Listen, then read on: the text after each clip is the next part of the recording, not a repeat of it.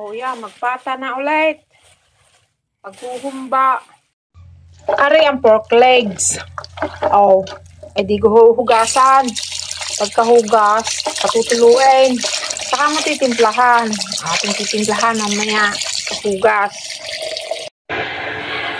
Ayan, hugas na ang ating pork legs. Na ating gagawing humba. Humbang Batangas ay sa aking laang version are. Nasa aking humba are. Okay. Version ng paghumba ni 357 Olive Kitchen ng Whitey World. At ng FB si Olive Divilla. Ayan, bawasan natin ng sauce. Bawasan natin ng sabaw. At na-drain na ng husay. At atin namang gagayatan ng bawang at sibuyas. At meron ako ditong sibuyas, bawang. At aray ay star anise. Galing pa rin sa Hong Kong. Daladala akong star anise. At aray naman ay ang tinatawag na cinnamon bark. Ay kaunti lang talaga nilalagay ko. At aray napakabango. Ayan, cinnamon bark. Mayroong cinnamon powder. Aray cinnamon bark. Yung balat ng kahoy. Na hindi ko alam kung ano yung cinnamon. Basta aray cinnamon. At pipit-pitin na lang natin ang bawang. At siyang ilalagay sa aking humba. Okay. Panoorin nyo lang ang aking paggagawa. Aking bawang ay aking hugasan laang. So, tatapat ko laang doon. Tapos, aking laang ang alisin ng karnay. Ine. Hindi kita ang video. Alisin ko lang yung mga biaw. At akong pipiting iyan. Ayan. Sa bawang. Isang buo. Para sa ating isang pata ng baboy. Yan, aring mga anong aray aking hinugasan. Star anise. At saka yung cinnamon bark. Tapos ang sibuyas naman ang aking gagayatin. Yan, baakin lang muna para madali magbalat. Hindi may papalatan ng buo. Hindi pagkadali pagka na ba ako. Madaling alisin ang balat. Tiga. Kaysa pagbuo pa. Papakahirap ka pa. Hindi, kabilis na rin. Dalawang buo maliit lang. Ang ating lalahok. Yan. Ating gayatin. Yung laang.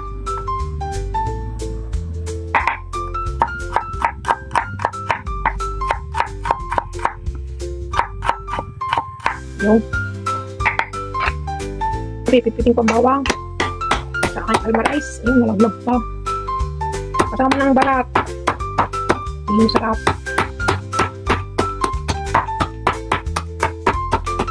Dalihin mo ika sa almarais at mga delays. Pwede pitpit na pitpit. O yan, pitpit na pitpit na. Yan. Yan, ating sasama-samahin na bawang, sibuyas. Tapos may paminta pa. Pipipitin ko rin paminta. O, sandali. Nung una, ang tatay ko, may tanim na paminta din eh. Nawala ng tatay ko, nawala na ng mga paminta.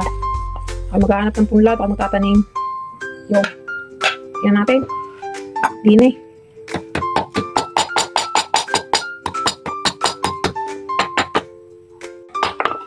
Yan. Ating sasama-samahin din eh. At aray ang aking sikreto. Pineapple juice ang ating itutubig sa ating humba. Sa ating humba. Yan, hugasan ko na aray. Aray lang ang pambubukas ko. Yun. O di ka. Huwag ba ka naman. Meron dyan magregalo ng ano. Pambukas. Yan. Ang ating itutubig. Pineapple juice. Kaya sa aking humba, hindi na nagsusuka. At kanya-kanya lang ang iyang bersyon kung paano kayong gagawa ng inyong putahe. At ito na nga po ang ating sikreto na malupitan sa ating humba. O, ay ang mga pinirap na aray at ginayat ay lalaw ko na din eh. Ayan, ay titingnan ko muna at baka matubig.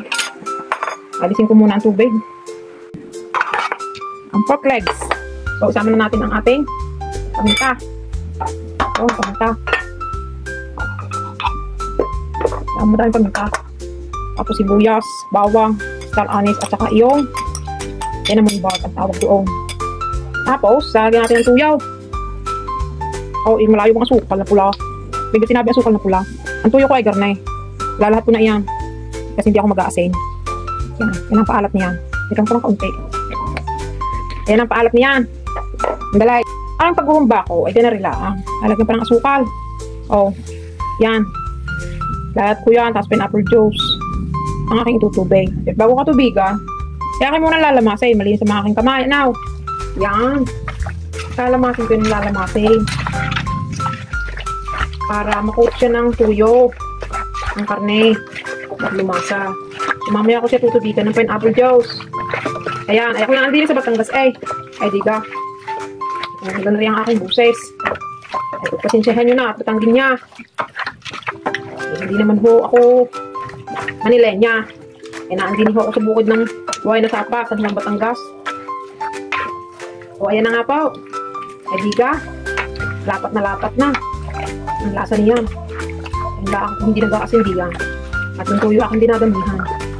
Para ganda ang outcome ng ating humba. Hanggang mapula-pula ang ganyan ang kulay. Hindi siya maputla. Hindi kasarap kainin. Tapos, ang pagluto niyan ay kalakasan mo ng 20 minuto. Malakas, bulak na bulak. Dahil saka mo hihina ng 2 oras. Patunay na. Laglag na ang laman. Hindi naman masyadong laglag ang laman sa buto. O, ayan. Wait lang po. At ito nga po yung aking binabad sa toyo, sibuyas, bawang, paminta, star anise at saka cinnamon bark. O, binabad ko lang siya ng 20 minutos. At ngayon tutubigan na natin ng pineapple juice. Yung makalahati na rin. So, magpapalambot sa ating humba. At pakukula. Ayan. Tubigan ang karne na pula-pula. Tapos 20 minutos na iyong kalakasan ng apoy sa pagkulo. Kamo pa hihinain. Ayan, dagdagan pa natin. Yan naman ay lalapot ng sabaw. Ang simple version ni Olive sa kanyang humba. Isa lang na natin. Biga. So, hintayin natin maluto.